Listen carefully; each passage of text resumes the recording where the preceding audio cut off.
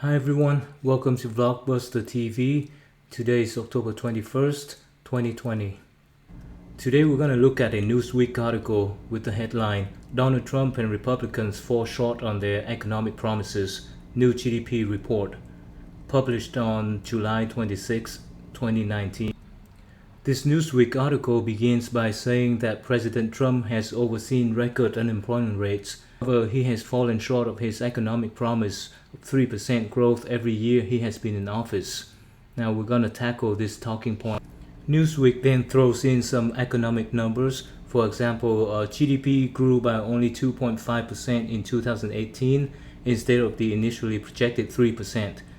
Also, during the first year of the president's term, which is 2017, GDP grew by only 2.8% instead of the 3% that President Trump was aiming for. Now we're going to look at why this happened, why and how this happened. Notice how the 3% keeps coming up over and over again. Newsweek is trying to convince us that President Trump has consistently failed to achieve the 3% growth rate that he had aimed for in the first few years in office. However, if you read a little bit down below, Newsweek also says that growth has slowed significantly this year from 3.1% in the first quarter of the year to 2.1% in the spring. So Newsweek is obviously contradicting itself here. It's giving us contradictory information. At some point along the way, President Trump did achieve 3.1% growth. But something happened that slowed down the growth rate from 3.1% to 2.1%. We're going to investigate not just what happened, but why and how it happened. This Newsweek article then goes on to say that the president brushed off the drop and blamed it on the Federal Reserve, despite often taking credit in the past for any economic growth. It's trying to tell us that whenever the economy is doing really well, then President Trump is quick to take credit, but when something wrong happens, he's blaming someone else. He's blaming someone. Now, is it really the Federal Reserve that had anything to do with slowing down the economy? Or is it just President Trump randomly picking on the Federal Reserve? Poor, innocent Federal Reserve. Now we're going to investigate.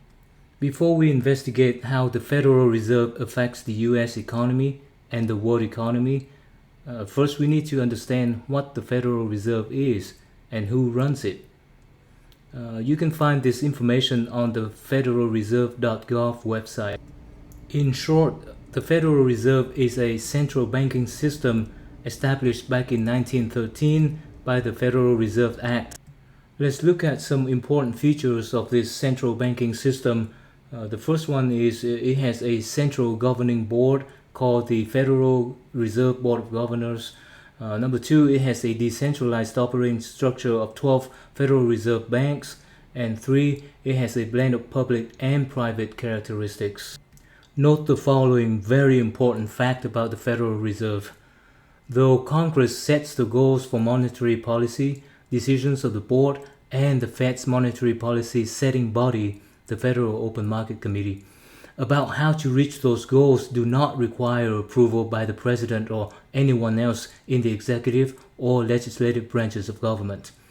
This means that although Congress sets goals for monetary policy, it's up to the Fed to decide how to achieve those goals. The Fed operates independently of both the President and Congress. It's very important to note this fact because then you understand even if President Trump saw the Fed doing something wrong in trying to achieve certain goals, he could not tell them to stop because it's up to them, it's up to the Fed to decide how to achieve goals, not the President. Let's study how the Federal Reserve affects the economy in terms of inflation and employment. The primary tool the Federal Reserve uses to conduct monetary policy is the federal funds rate, the rate that banks pay for overnight borrowing in the federal funds market. This means that the Federal Reserve controls interest rates. Now, what does that have to do with inflation and employment?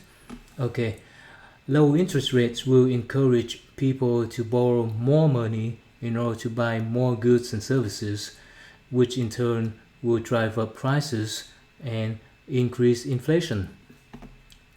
In terms of employment, low interest rates will allow more companies and businesses to borrow more money in order to buy more equipment in order to expand their operation. More operation means more staff, and more staff means more employment. And don't forget all this equipment that they are buying, which will need to be manufactured. That means more labor, and more labor means more employment. Okay, just remember that the Federal Reserve plays an important role in the general direction of the economy.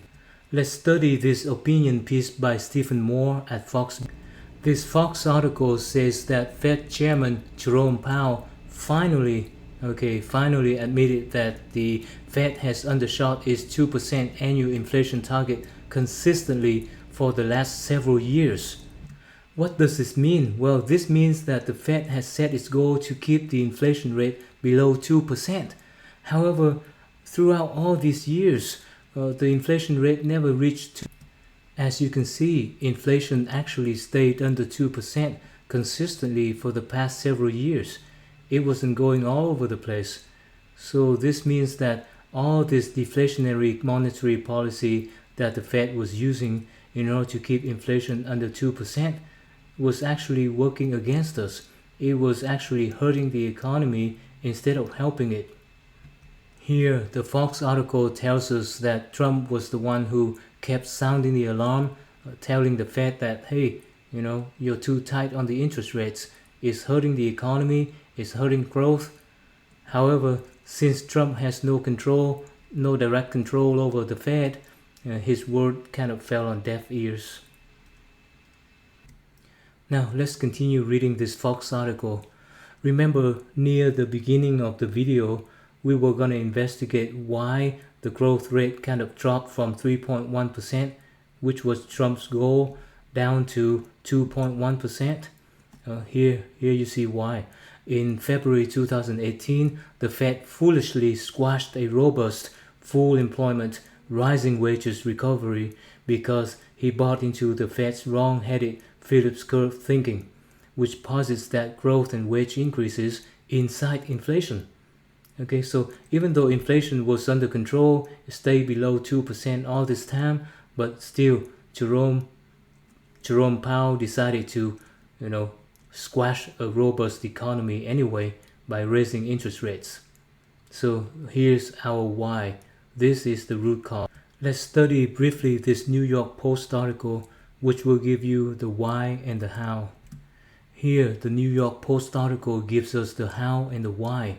So we were having sharp rises in interest rates up to 25 basis points, which just devastated the stock market and the economy as a whole. Here at the top, the New York Post article tells you Powell's reason for raising interest rates. Near the bottom, the article tells you that President Trump was really unhappy, understandably, right? And that he took a rare step of criticizing the Fed chairman. What we have learned from investigating this Newsweek article is that even if the president has really good policies, but if the Fed does not have good matching policies, then it can still negatively affect the economy. Thank you very much for watching, and we'll see you in another episode of Blockbuster TV.